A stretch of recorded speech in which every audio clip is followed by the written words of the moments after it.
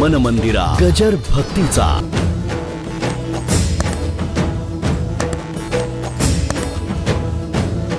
कृष्ण हा तत्वज्ञानातला तत्वज्ञानी आहे.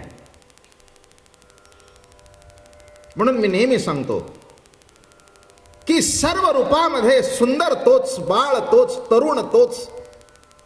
कोणचंही रूप घ्या, त्या रूपामध्ये कृष्णाने आपला नंबर 1 सोडला नाही. आणि त्याच्या इतकं सुंदर वक्तृत्व गेले 5 ते 6 हजार वर्षात झालं नाही. म्हणून गीतेला पर्याय ग्रंथ दुसरा आला नाही. राजकारणातले जे महात्मे झाले त्यांनी गीताच हातात घेतली. खरं आहे ना. अण्णा, मी नेहमी सांगत असतो की महात्मा होण्याकरता काही केवळ भजनच करायला पाहिजे किंवा कीर्तनच करायला पाहिजे असं नव्हे. सत्शील सात्विकपणा जीवनामध्ये परिपूर्ण उतरला तर गांधीजी सुद्धा महात्मा झाले.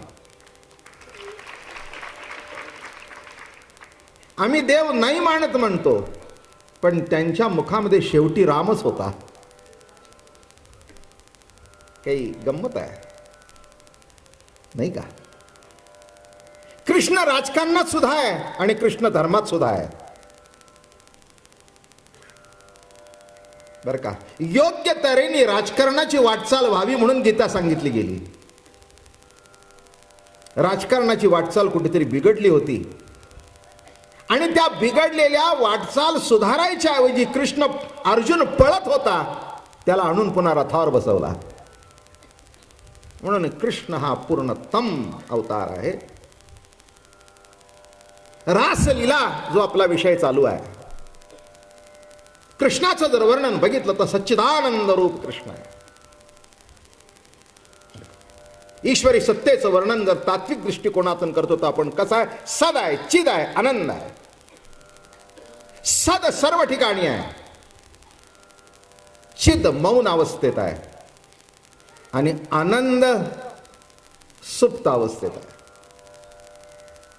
सर्व ठिकाणी सद आहे. सद म्हणजे सतत, अखंड, अविनाशी जे तत्व आहे ते कुठे आहे आणि कुठे नाही, सर्व ठिकाणी आहे. केव्हा आहे, सतत आहे. हे बघा, बाबा महाराज केव्हा इथे आलेली मंडळी अजून 1 तास इथे आहेत. कालांतराने यातलं इथे कोणी थांबणार नाही. पण ज्या तत्वाने त्यांना इथपर्यंत चालत आणलं आणि जे तत्व त्यांना घरी घेऊन जात आहे ते तत्व त्यांच्यावर अखंड आहे. त्यांच्या बरोबर अखंड आहे. ते नव्हते तेव्हाही ते होतं, ते आहेत तेव्हाही आहे आणि ते नसतील तेव्हाही ते आहे. असे जे तत्व आहे ते सद तत्व आहे. म्हणून सत तत्व हे सर्व ठिकाणी आहे. जे सद आहे ते चिद आहे. सद आहे तेच चिद आहे. पण एक मजा म्हणून सांगतो, असा आहे, हा लाऊडस्पीकर आहे, ही सगळी मशिनरी आहे, हे यंत्रणा आहे, हे आहे सगळं आहे. या सर्वामध्ये सद आणि चिद आहे पण आनंद नाही. वस्तूमध्ये सद आहे, सर्व ठिकाणी परमात्मा आहे म्हटल्यानंतर वस्तूमध्ये सुद्धा आहेच. म्हणजे वस्तूमध्ये सद आहे, वस्तूमध्ये चिद आहे, पण वस्तूमध्ये आनंद नाही. आता बघा, ह्या माईकमध्ये सद चिद आहे. काय रे बाबा, माझं प्रवचन ऐकून तुला बरं वाटलं का?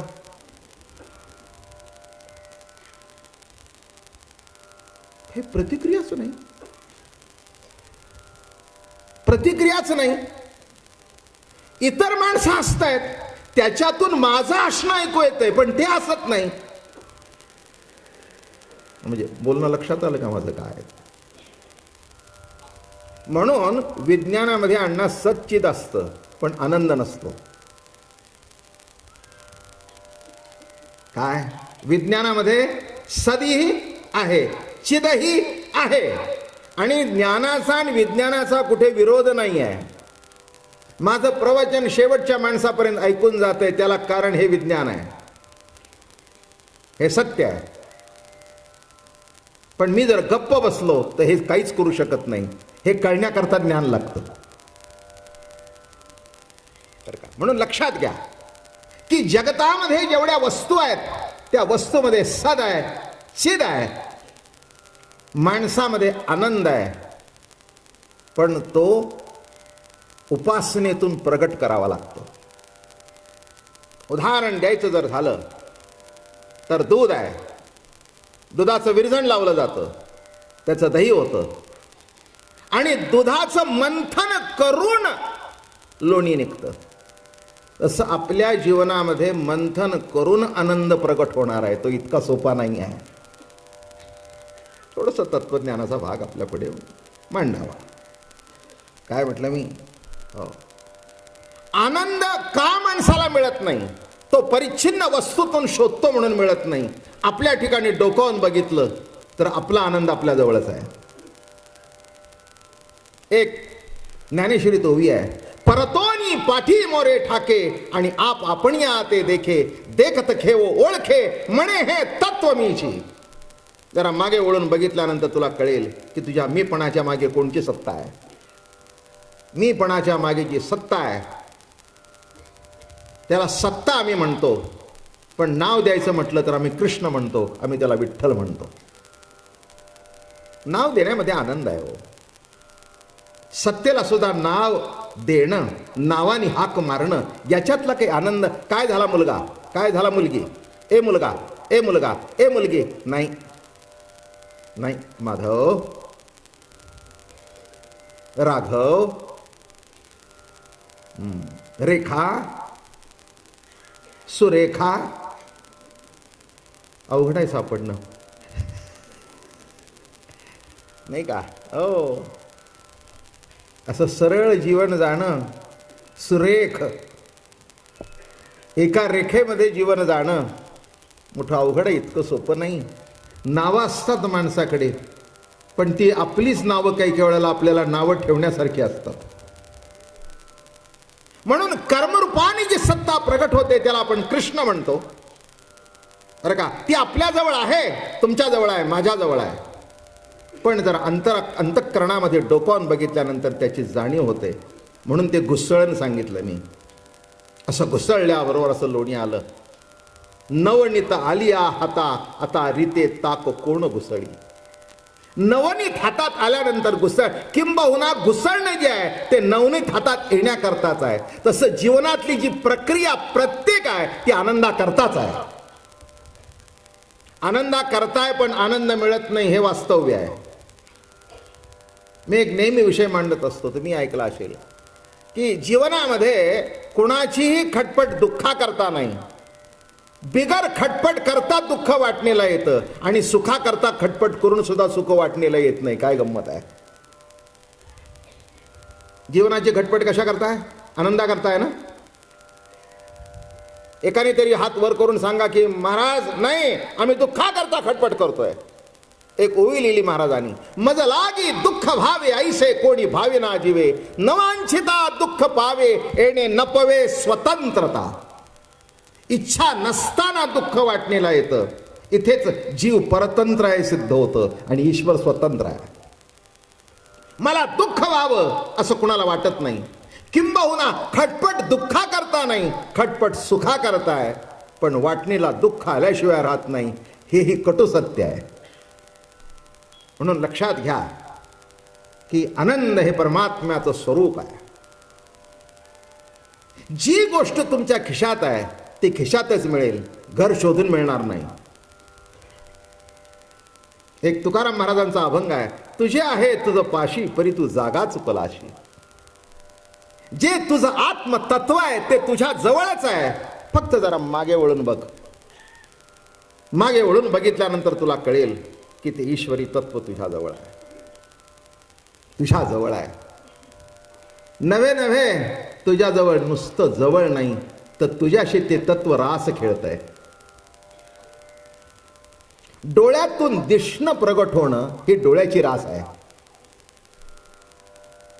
डोळा आहे पण दिसण्याचं जर घर्षण झालं नाही तर काय बघतो हे कळणार नाही. ही भगवंताची चाललेली अलौकिक रास आहे. तुम्हाला काय वाटतं? रासक्रीडा म्हणजे काहीतरी सामान्य कृती आहे? काही काम वासना अमकं तमकं? लक्षात ठेवा, ज्या गोष्टीकडे जसं बघायला पाहिजे तसं बघायला पाहिजे. भाताकडे भात म्हणून बघावं, पण देवाला दाखवलेल्या नैवेद्याकडे भात म्हणून बघू नये, तो प्रसाद म्हणून ग्रहण करावा. वस्तू तीच आहे, पण दृष्टी परिच्छिन्न आहे, दृष्टी निराळी आहे. आणि शेवटी एक लक्षात ठेवा, दृष्टीने सृष्टी पालटते. म्हणून एक सांगू का, जगाला पालटण्याचा प्रयत्न करू नका. तुमचे तुम्ही पालटला की जग आपोआप पालटल्यासारखं होईल. हेच वस्तुस्थिती इथे आहे. नाही, जग पालटायला जाता, तुम्ही जगातले नाही का? आमची गणित अण्णा अशी चालली आहेत, हातचा सोडून बाकीची बेरीज आहे. बेरीज करताना कसं झालं? हातचा विसरला. मुलगा लहान होतं ते, पोर म्हणाले, बाबा एवढं काय, मी 4 आणि 5 9 अमकन तमकन एवढे मोठे मोठे आकडे बोजले आणि एक सुटला तर काय आहे? ते म्हणले एक सुटला तर तसं काही घडलं नाही, पण उत्तर चुकलं. तसं नीट लक्षात ठेवा, संसारामध्ये यशस्वी आहात, नाव लौकिक तुम्हाला मिळालं मला मिळालं, पण एक जर हातचा सुटला, हातचा म्हणजे माझा अर्थ असा आहे, हातचा आहे तो सुटला. त्याला कॅल्क्युलेशन करण्याकरता निराळं काही करायचं नाही. हातचा आहे, हातचा आहे, हक्काचा आहे, तुमच्या जवळ आहे. फक्त एक करा, जरा मीपणाच्या मागे कोण आहे ते डोकावून बघा. नाही का? साधं रस्त्याने चाललेलं मूल, आणि जरा आईला गंमत करावीशी वाटते त्या मुलाची, त्या मुलाला मोकळं सोडते, मग ते असं असं जातं. एक मनुष्य म्हणाला, काय बॉय मूल चाललंय? दुसरा म्हणाला, गडबड करू नकोस, मूल आहे त्या अर्थी त्याच्या मागे आई आहे. मूल आहे त्या अर्थी त्याच्या मागे आई आहे. आणि खरंच ती होती. मग तिला म्हणाला, असं का करता? जरा पोराची गंमत करत होते, जरा पोराची गंमत करत होते. म्हणजे मुलाच्या अस्तित्वातून जसं आईचं अस्तित्व न दिसता सुद्धा आई दिसते, आई दिसली नाही पण बाळ आहे त्या अर्थी आई आहे हा सिद्धांत आहे. तसं जीव व्यक्त रूपाने जगतामध्ये प्रकट झाल्यानंतर देव आहे का नाही याची चर्चा करण्याचं काही कारण नाही आहे. फक्त मागे वळून बघा. परतोनी पाठी मोरे ठाके. आणि असा हा रास, असा हा विलास अलौकिक चालू आहे. मी अनेक दृष्टांत देत असतो. सध्या आपली रासक्रीडा चालू आहे. जीवनामध्ये प्रत्येक कर्मामध्ये रास आहे. रास कुठेतरी असं घर्षण आहे, कुठेतरी संबंध आहे, आणि त्याच्यातून एक नाविन्यपूर्ण काहीतरी निर्माण होतो. आम्हाला असं वाटतं हे स्त्री पुरुषाचा संबंध आहे. नाही आहे. तुम्ही इतक्या खालच्या दर्जाला जाऊन जर बघाल तर हे कळायचंच नाही. 2 दिवसापूर्वी एक ओवी तुमच्यासमोर म्हटली होती, नव्हे काम तो भोग रती सुखाचा, निजानंद तो उपिलांतरीचा. हे बघा, एखाद्या गोष्टीकडे वाईट म्हणून बघितल्यानंतर आपण तसाच अर्थ करतो. काम सुद्धा वाईट नाही आहे, त्याचा वापर वाईट केला तर वाईट आहे. नाही का?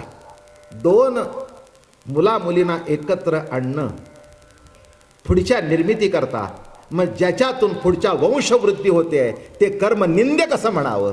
किंबहुना त्याला मंगल कार्य म्हणतात.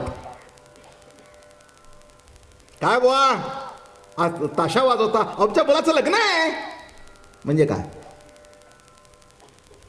म्हणजे काय? नीट लक्षात घ्या. याचा अर्थ असा आहे, धर्माला धरून जर काम असेल तर मान्य आहे, अधर्माची वाटचाल करत असेल तर अमान्य आहे. अमान्य करण्याचं काही कारण नाही आहे. किंबहुना त्या कर्मातून जेव्हा नातू मांडीवर येतो, जेव्हा नातवंड मांडीवर येतो, चांगली चांगली माणसं सुद्धा वेडी होतात. बरं का? किती मोठा आजोबा असेल ना तर तो सुद्धा.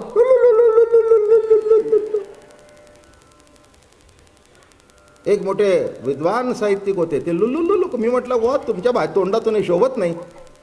आम्ही जरा एक काना मात्रा चुकलं तर म्हणतो, अहो मढे बाबा महाराज नातू. कळलं का? कशाची परिणिती आहे? पण त्याचा आनंद काय? धर्माला धरून ती क्रिया आहे. तसं प्रकृती पुरुषाचं मिलन जे आहे तीच रास आहे. ते जर मिलन घडलं नसतं तर जगत निर्माण झालं नसतं. मन मंदिरा गजर भक्तीचा.